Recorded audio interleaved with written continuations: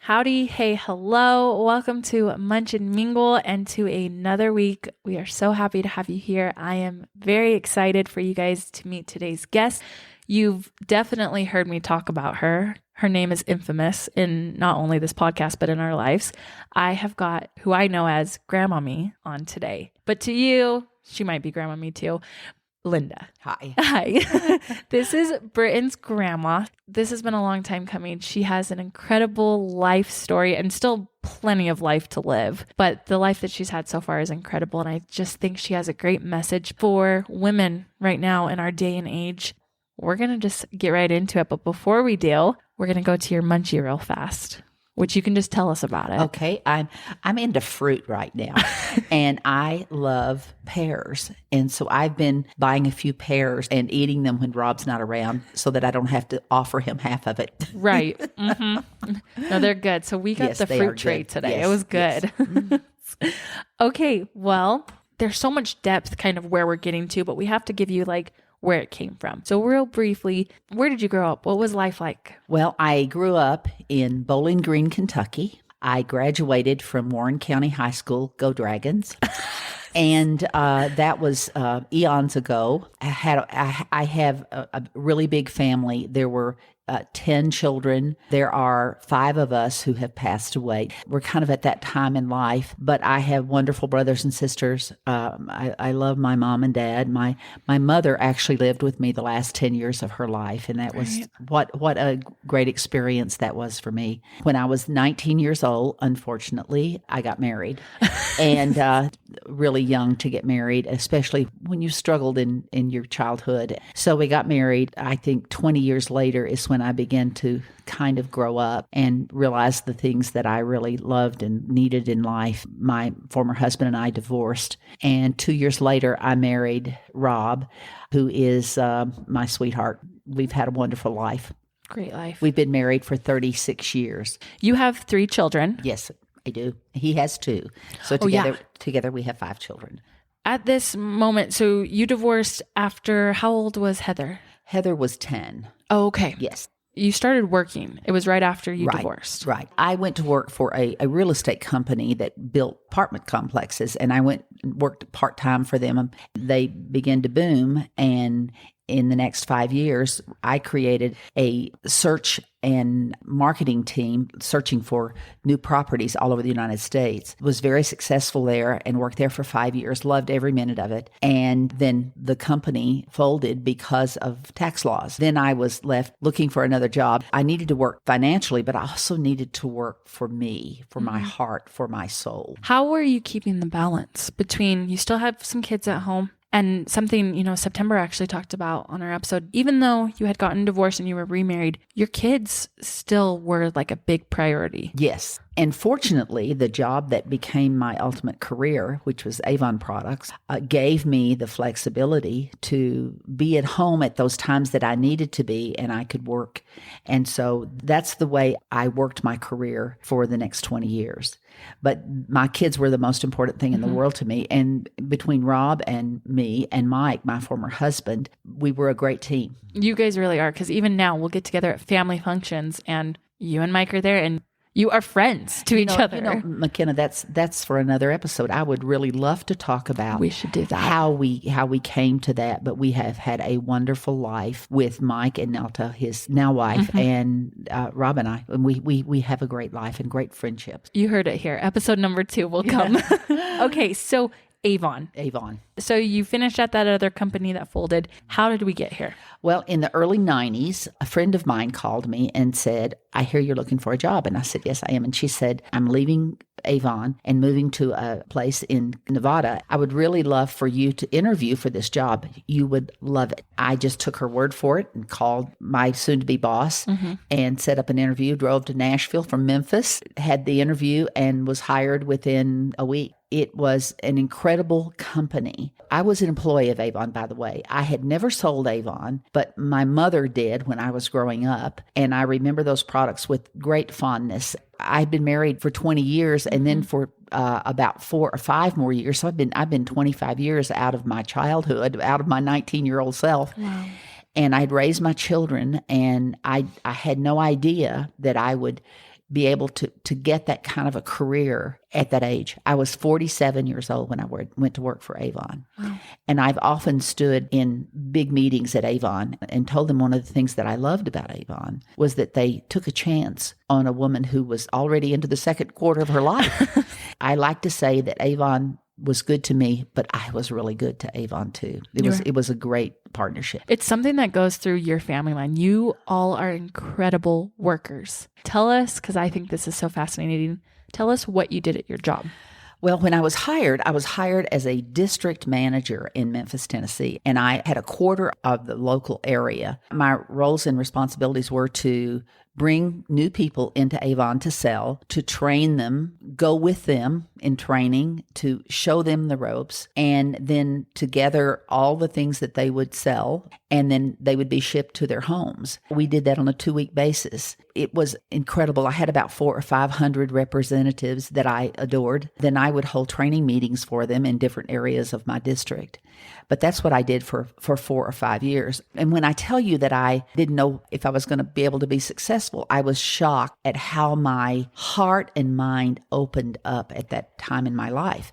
Because all at once, I was doing a job that I really had no preparation for. I'd never sold anything in my life. And all at once, I was one of the top in my whole area. And I had representatives who were selling millions of dollars a year. And in fact, I had the top seller in the United States for a while. But my role was to make sure that they were getting to live out their dreams. Some of them wanted to just stay home and be a mom. Some of them wanted to find a career, and I could help them do whatever they wanted to. And I did that for 4 years. Wow. And then I was promoted to a division sales manager.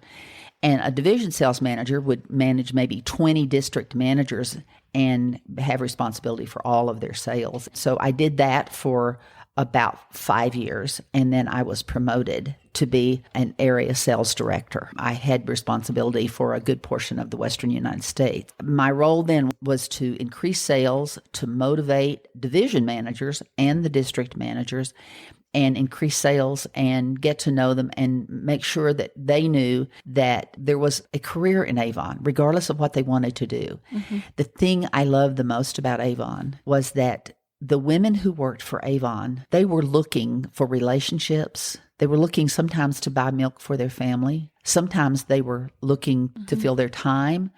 And then other times they were truly ready to go find a career. That's the thing I loved. And I spent so much of my time as a area director flying to every place you can imagine in the Western United States. I had almost 1 million miles in 10 years. Wow.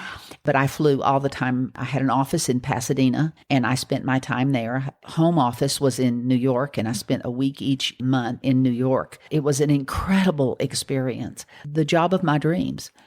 After I was 47 years old. Is that not amazing? And I worked for about 15 years, and then I did some other things. And then Rob got cancer, and I actually retired when I was 62 years old. Wow. There's so many family photos of you traveling. And this is also the really cool part. You would go travel, and then Grandpa Rob would get to spend time with all the grandkids. Yes, he did. He's been a wonderful grandfather, and every one of them just adore him. They call him Grandpa Rob. He took care of my mother while I traveled for 10 years. He loved the grandchildren. Also, Rob and I traveled an incredible amount of time. I earned several trips. When you earn a trip with Avon, it's about the most fantastic trip you could take. We've been from Argentina to Spain, to Amsterdam, Germany, Guadalajara, Singapore, China, Bali, one of our favorite trips. And then we have been on enough cruises, I don't have fingers and toes. And most of them, I was an executive as I traveled with these. And so in our older life, we just love spending time with the family because we've traveled just about as much as we want to travel. Yeah. It was really an incredible job, And I'm grateful every day for the opportunity I had to work for Avon. And it still plays a little part in your life. We still see products here and there. Yeah, and I love it. You know that's another thing that I love. I always had a regular book, a book from the campaign, and I pass it out, and I absolutely love it. And I kind of have a little closet of all my Avon products that I still use. And the thing about Avon, It probably is the best kept secret in the world. And I have worn Avon products since I went to work for Avon. I still use a base makeup. I use eyeshadow. I still use nail polish, everything that they make. It's a great company. I used to say when I went to work for Avon, my blood type changed. I used to have type A. And after I went to work for Avon, I had type AVON.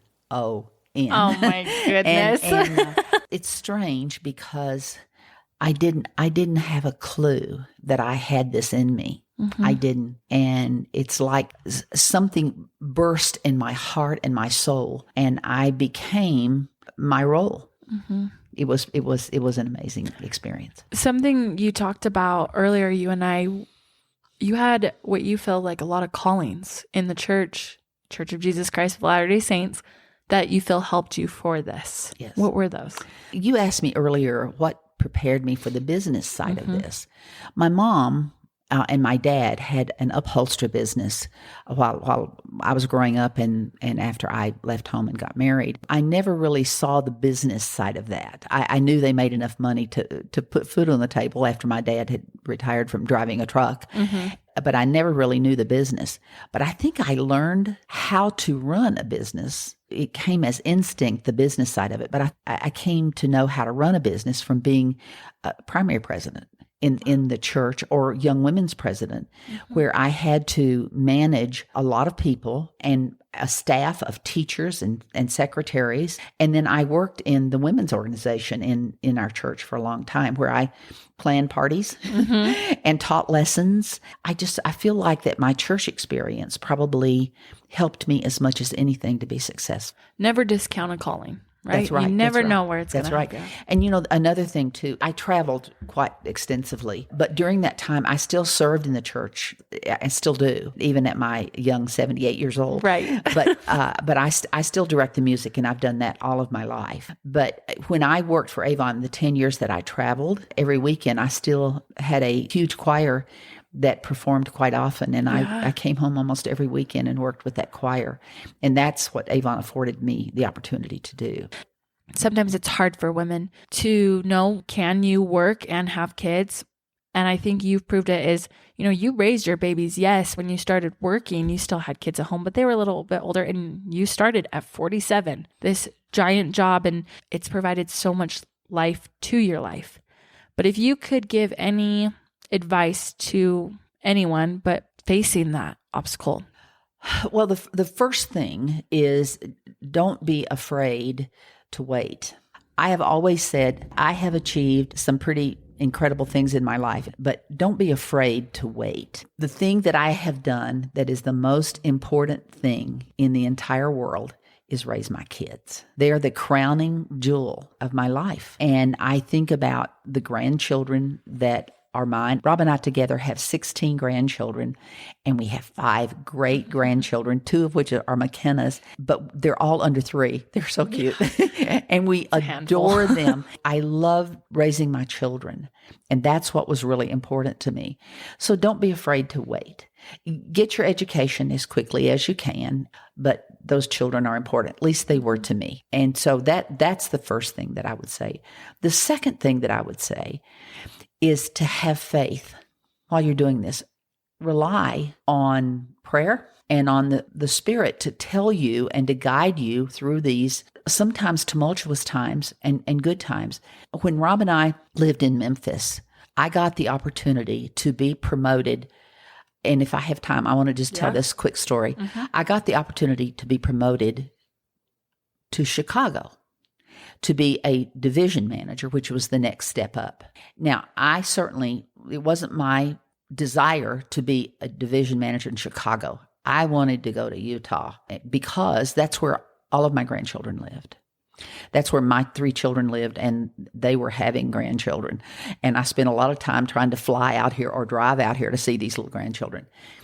So when I was promoted, Utah and Colorado were in the area that I was promoted to into Chicago. And I was so excited because I just had the faith that once I was trained, that perhaps I could get settled into one of those divisions. And even if I lived in Chicago, I could be out there and be with my kids some. Well, as fate would have it, Rob and I had been in Chicago a month. They completely redid the regions, and they took Utah and Colorado and put it in the West region, not the Midwest. And so here I am in Chicago, the coldest place I've ever been, the windiest place I've ever been, and I'm being trained to have a job in the Chicago area. And I was just devastated, but I knew the Lord didn't bring me that far, and I just had faith that something would happen, that we could get out here. Once I got through my year's training, we went out to the Coronado Hotel in San Diego and had a big celebration of our promotions. And we got to speak at this banquet that they were holding for us. After it was over, I actually spoke last. And after it was over, my boss from Chicago came up to me and said, "Linda, I think I'm getting ready to make your dreams come true." The vice president of the West region just came up to me and said, "Does Linda have a job?" And he says, "No, I haven't placed her yet." And he said, "Do you mind if I interview her? I think I have a place for her." The next morning, I had an interview. We talked a while, and he says, "Let me ask you a question." He said, "I know that you have always wanted to come out here to be with your grandchildren." And I said, yes, I have. And he said, "Well, you get the ball started and you move to Utah, because I don't know where I'll place you, but you can always travel out of Utah." What a blessing. What a test of faith. Oh my goodness. That a year of living in Chicago, the coldest and windiest place I've ever lived in my life, I was then moved to Utah. And this is where I've been for the last 25 years. Here we are. And so I say, just listen to the Lord and have faith. If you're doing something that you want to do, that you've prayed about and feel good about it, just move forward with it as though it is the thing for you. And I've just been amazed. I feel like that's just one of the most incredible stories that has ever happened to me. It's one of the most incredible matters of faith and of physicality. So I would say, stay with faith that you know that can guide and lead you through life. And then the third thing is, and this is the most important thing and the hardest thing you'll ever do, and that is work-life balance. 100%. And I used to draw for all of my managers and representatives. I used to do a flip chart. In the middle, I would draw your job, Avon. And around it, I draw a great big circle. And I would put family and church and friends, recreation and vacation. And in the ideal world, Avon stays that small piece in the middle and everything else gets big. But what usually happens in a job like mine, or in any kind of career like this, what happens is that the job gets to be the biggest thing, and all the other things fall into the reality of life. Mm-hmm. And so I've spent my life trying very hard to make sure that my husband and my children and my grandchildren got as much of me as Avon did. And I used to say that I've always said that Avon was good to me, but I was good to Avon in that manner. And I feel like that one of the messages that I took to so many of the representatives and managers was that the most important thing in your life is your family, and don't let your career take over your family. That is what I have always preached. And I still preach it, and I still tell my grandsons and granddaughters and grandchildren that is so important, that raising your kids is going to be one of the most important things you do. Wow. This is just, you're still training and motivating people even now. I know there are so many people who are going to hear this and just be like, that was it. That's what I need. I know for me, it's easy to almost feel guilt. Oh, I should be out in the workforce. I should be helping, but I'm a stay-at-home mom. But I love it. And I realize, just even listening to you now, like, that is okay to wait. And many people need to go to work. My point is that I didn't even know what I could do. Waiting until I was 47 years old to have the career of my life was one of the best things I ever did for myself, but it's not for everyone. It is not for everyone. But the point I'm just making is don't be afraid. Don't be afraid to wait if you feel a pull not to go to work right now. And then secondly, have faith. That what happens. And then third, make sure that your work doesn't take over your family life. Wow. Just wow. This is so great. Oh, thank you. Motivating people still to this day and probably forever. I love you. I'm so grateful that you came on and shared this. Obviously, we're going to have you back. Thank you. So we're very excited for that. Thank you. And thank you to whoever you are out there listening. I'm always so grateful for you guys coming, and just hopefully you know that we love you. Hope you're having a great day, and we'll see you next week. Bye.